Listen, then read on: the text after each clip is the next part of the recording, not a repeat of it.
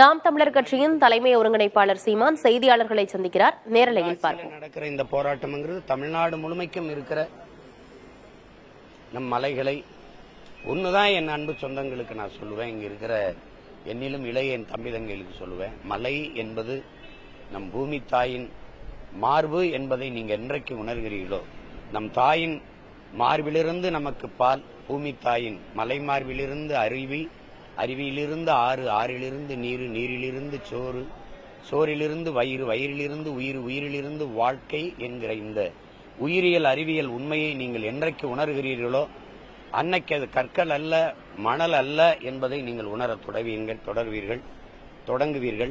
ஒன்றை நீங்க புரிஞ்சுக்கணும், மழை இல்லை என்றால் மழையை பெற முடியாது, மழை இல்லை என்றால் நீர் இல்லை, நீர் இல்லை என்றால் வளம் இல்லை, நிலம் இல்லை, நிலமும் வளமும் இல்லை என்றால் நீங்கள் ஏது, நான் ஏது, உலகத்தில் இத்தனை உயிரினங்கள் ஏது. அப்ப அடிப்படை இந்த மலை என்பதை நீங்கள் புரிந்து கொண்டு அதை காப்பதற்கு குரல் கொடுக்கணும். இப்ப அதுதான் இங்க இருக்கிறது. இப்ப நீங்க காடை வெட்டி அழைச்சிடறாங்க, காடுகளை வெட்டி அழிச்சிடறாங்க. ஆனால் நம்மால் நட்டு வைத்து விட்டு வளர்த்து விட்டு செத்து போகலாம், இன்னொரு தலைமுறை பயன்படுத்திக் கொள்ளும். நீர் உலக உயிர்களின் உயிர் தேவை. அதை விற்பதற்கு இவர்கள் சந்தை பொருளாக மாற்றிவிட்டார்கள். அதை உறிஞ்சி விற்கிறார்கள் முதலாளிகள். தாயின் மாரில் பால் குடிப்பது இயற்கை, அது யதார்த்தம். ஆனால் அந்த மாரை அறுத்த ரத்தம் குடிப்பது எவ்வளவு பெரிய கொடுஞ்செயலோ அதை நாம் செய்து கொண்டு இருக்கிறோம். ஆனால் ஒரு அடிப்படை கேள்விதான், நம்மால் போத்தலில் கடையில் வாங்கி நீரை குடுவையில் போத்தலில் வாங்கி குடிக்க முடிகிறது. ஆனால் மற்ற உயிரினங்கள், ஒரு பூச்சியோ வண்டோ ஒரு சிட்டோ காகமோ யானையோ புலியோ கரடியோ, மற்ற உயிரினங்கள் என்னாகும் என்பதை நாம இதுவரை யாருமே யோசிக்கல. அப்படி இருக்கும்போது இந்த நீரை கூட உறிஞ்சி விற்கிறார்கள். அது தடை செய்யலாம், சேமித்து வைத்துவிட்டு நாம் செத்து போகலாம், நம் பிள்ளைகளுக்கு வைத்துவிட்டு போகலாம். ஆனால் மணலை நீங்கள் எவ்வாறு உருவாக்குவீர்கள்? உங்களால் உருவாக்க முடியாத ஒன்றை உங்களுக்கு அழிக்கிற உரிமை யார் கொடுத்தது? வளங்களை சுரண்டி கொழுப்பதை வளர்ச்சி என்று உங்களுக்கு கற்பித்தது யார்? இது E.F. சுமாசர் தன்னுடைய நூலிலே கேட்கிறார். சிறியதே அழகு, சுமாலிச பியூட்டிஃபுல்ங்கிற இருக்கிறதை வச்சு நிறைவா வாழ பழகு. இந்த விண்ணூர்தி நிலையத்தில் பறக்க விண்ணூர்தி இல்லாத போது 5000 ஏக்கரில் விளைநிலங்களை அழித்து நான் விண்ணூர்தி நிலையம் கட்டுவேங்கிறதான் பேராசைங்கிற. இருக்கிறதுலே பறக்க வண்டி இல்ல. ஒரு இண்டிகோ ஒன்று ஓடுது. இங்கிருந்து நாங்க மதுரைக்கு போறோம், நாங்க போறோம் தூத்துக்குடிக்கு 4 பேர் தம்பிங்க ஆர்ப்பாட்டத்துக்கு. ஒரு ஆளுக்கு 24,000, திரும்பி வர 24,000, 50,000. அவங்க சொல்றதான் கட்டணம், அவங்க எடுக்கிறதா நேரம், அவங்க பறக்கிற நேரம், இவ்வளவுதான். ஏன்னா ஒரே வண்டி தான் இருக்கு. இந்த நிலையில நீங்க இந்த வானூர்தி நிலையத்தில் என்ன குறை? நான் தினமும் பறக்கிறோம், எங்களுக்கு என்ன ஒரு குறையும் இல்லை. இதுதான் வளர்ச்சிங்கிறீங்க. பறக்கிறவனை பற்றியே கவலைப்படுறீங்க. ஆனா பசியோடு இருக்கிறவனை பத்தி துளியும் சிந்திக்க மாட்டேங்கிறீங்க. கேட்டா நாங்க வளர்ச்சிக்கு எதிரானவங்கிறீங்க. எது வளர்ச்சின்னு கேட்டா உங்களுக்கு சொல்ல முடியல. வயிறு நிறைய வயிறு முழுக்க பசியை வச்சுக்கிட்டு வானூர்தியில பறக்கிறது வளர்ச்சி இல்ல பெருமக்களே. பசி இல்லாத சமூகம் படைங்க, உலகம் படைங்க. எல்லோருக்கும் கல்வியை கொடுக்க முயற்சிங்க, படிச்சா அதுக்கு வேலை கொடுக்க முயற்சிங்க. உயர்ந்த உயிர்காக்கும் மருத்துவத்தை எல்லோருக்கும், ஏழை பணக்காரன் என்ற பாகுபாடின்றி கொடுக்கறதுக்கு முயற்சிங்க. அதையெல்லாம் விற்பனை பொருளா மாத்திட்டீங்க. காசு இருந்தா நல்ல வைத்தியம், காசு இல்லைன்னா முடிச்சு பாடையில கட்டி நேர சுடுகாட்டுக்கு போகலாம். காசு இருந்தா நல்ல படிப்பு, இல்லைன்னா முடிஞ்சு. இப்படி ஒரு நிலையை உருவாக்கி வச்சுட்டு இதை நாடா இல்ல சுடுகாடா என்பதை நீங்க தான் யோசிக்கணும். அறிவை வளர்க்கும் கல்வி, உயிரை காக்கும் மருத்துவம், உலக உயிர்களின் உயிர் தேவையாக இருக்கிற நீர், இது மூணும் விற்பனைக்கு வந்துவிட்ட ஒரு நாடு, நாடல்ல சுடுகாடு. இதை என்னைக்கு நீங்க உணர்கிறீர்களோ அன்னைக்கு இந்த நாட்டில் புரட்சி தானாகவே வெடிக்கும். அந்த நாள் விரைவில் உருவாகும். நாங்கெல்லாம் ஆவலோட காத்திருக்கோம். ஏன்னா அது வந்துடக்கூடாதுங்கிறதா தடுக்க இவ்வளவு போராட்டம். அதுக்காக தான் போராடுறதுக்கு போய்கிட்டு இருக்கோம் தென்காசி.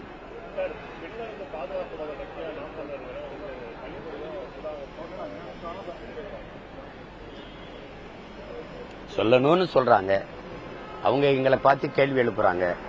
எல்லாம் மதிப்புமிக்க பெருமக்களா இருக்காங்க, நம்ம நேசிக்கிற மதிக்கிற பெருமக்களா இருக்கிறாங்க. திருப்பி நாங்க கேள்வி கேட்டா ஏதாவது பதில் இருக்குமா சொல்லுங்க? கண்ணியத்தோட விட்டோம். அதை தேவையில்லாம குறுக்க வரும்போது நீங்க எல்லாம் பொறுப்புள்ள பதவியில் இருக்கிறீங்க, நாங்க ஏதாவது கேட்டா கஷ்டப்படும், உங்க மனசு காயப்படும். அதனால சரி நீங்க பேசுறத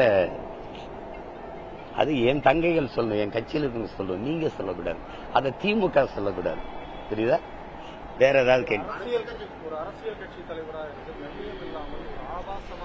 எது கண்ணியம்னு சொல்லுங்க. என்னை பாலியல் குற்றவாளின்னு நீங்க எப்படி சொல்றீங்க? நீங்க நீதிபதியா? ஒரு பாலியல் தொழிலாளி அவ, அதுக்கு ஆதாரங்களை நான் காட்டவ? நான் எவ்வளவு 15 ஆண்டுகள் கண்ணியமா இருந்த போது நீங்க எல்லாம் என்ன புடுங்குனீங்க?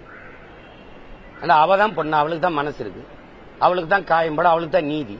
எங்க வீட்டுல பெண்கள் இல்ல, என்னை பெற்ற தாய் இல்ல, என் உடன் பிறந்த அக்கா தங்கைகள் இல்ல, என்னை நேசிச்சு நிக்கிற உலகம் முழுமைக்கு என் சொந்தங்கள் இல்ல, என்னை உயிரா நேசிச்சு வந்து வாழ்கிற என் மனைவி இல்ல, அவளுக்கெல்லாம் மனசு இல்ல, காயம் இல்ல. ஒரு சமூகத்தை நேசி நிக்கிற ஒரு மகனை முச்சந்தில் நிச்சு தேனோ அவமானப்படுத்திக்கிட்டு இருக்கிறீங்க. உங்களுக்கெல்லாம் என்ன, உங்களுக்கெல்லாம் தகுதி இருக்கு? அரசியல் தலைமையில பெரிய தலைமை, பண்பாடு மிக்க, என்னடா இந்த நாட்டை புண்ணியவானும் கண்ணியவான ஆண்டுகிட்டு இருக்கீங்க? என்ன யோக்கியது இருக்கு என்னை கேள்வி கேட்க பேசுறதுக்கு? அரசியல் நான் கேட்டதுல உங்களுக்கு கண்ணியம் குறைஞ்சிருச்சுன்னா நீங்க பண்ற செயலுக்கு பேர் என்ன? நீ எப்படி முடிவு பண்ற? எப்படி முடிவு பண்ற நீ?